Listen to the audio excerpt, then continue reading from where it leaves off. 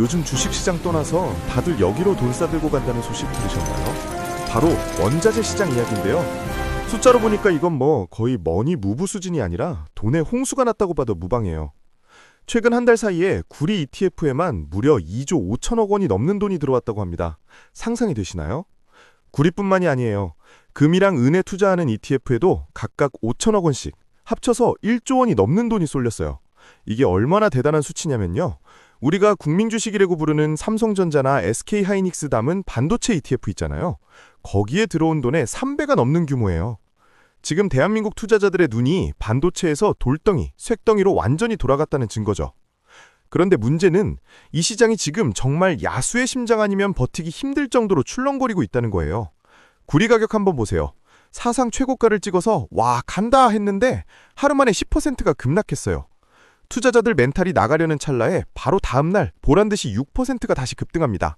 3거래일 만에 마이너스 7% 갔다가 플러스 6% 갔다가 그야말로 널뛰기를 하고 있는 거죠. 금이랑 은도 마찬가지예요. 금 선물 가격이 5,000달러 고지를 눈앞에 두고 있고 은 선물도 84달러 선에서 움직이고 있는데 레딧 같은 해외 커뮤니티 가보면 난리가 났어요. 제발 예전처럼 천천히 좀 오르면 안 되냐, 심장 딸려서 못 해먹겠다, 이런 하소연이 쏟아지고 있거든요. 그런데도 사람들은 왜 이 무서운 변동성을 견디면서 돈을 싸들고 들어올까요? 이유는 딱 하나, 시대가 바뀌고 있다는 확신 때문이에요.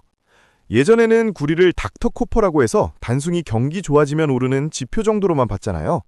그런데 지금은 판이 완전히 바뀌었어요. 바로 인공지능, AI 때문입니다. AI 데이터 센터 돌리려면 전기가 어마어마하게 필요하죠. 전력망 깔고 송배전망 늘려야 하죠. 여기에 전기차까지 보급되죠. 이 모든 과정에 필수적으로 들어가는 게 바로 구리랑 은이에요. 특히 은 같은 경우는 태양광 패널이나 전기 기판에 워낙 많이 들어가서 2030년이 되면 전 세계 수요가 5만 4천 톤인데 공급은 3만 4천 톤밖에 안 될 거란 전망까지 나와요. 수요의 60% 정도밖에 못 채운다는 거죠. 전문가들, 예를 들어 대신증권 최진영 연구원 같은 분들은 이걸 보고 구조적 수요라고 불러요. 경기가 좋든 나쁘든 AI 시대로 가려면 어차피 깔아야 하는 인프라니까 수요가 줄어들 리가 없다는 거죠. 그래서 사람들이 지금의 급등락을 위기가 아니라 기회로 보고 저가 매수에 뛰어들고 있는 겁니다. 하지만 여기서 냉정하게 짚어봐야 할 게 있어요. 과연 이 상승이 100% 건강한 상승이냐는 거죠. 전문가들은 괴리를 경고하고 있어요.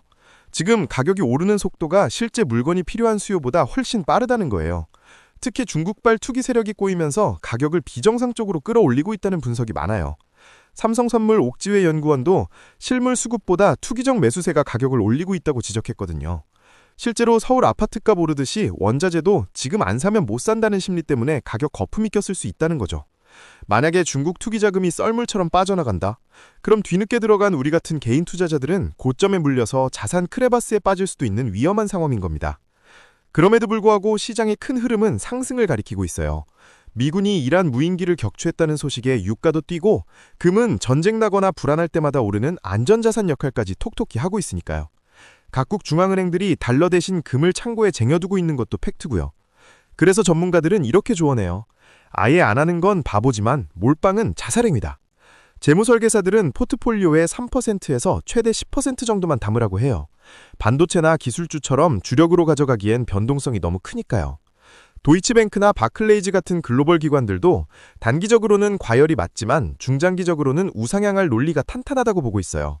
결국 급락할 때마다 조금씩 모아가는 저가 매수 전략이 유효하다는 거죠. AI 시대의 쌀이 된 구리와 은, 그리고 영원한 안전자산 금. 사상 최고가를 찍고 롤러코스터를 타는 지금, 이게 투기 세력이 만든 거품일까요? 아니면 10년 뒤에 봤을 때 그때가 정말 쌌구나 라고 무릎을 칠 기회의 시작일까요? 부모 세대가 부동산으로 자산을 불렸다면 우리 세대는 이 원자재 슈퍼사이클에서 새로운 기회를 찾을 수 있을지 궁금해집니다. 물론 안전벨트는 꽉 매셔야겠지만요.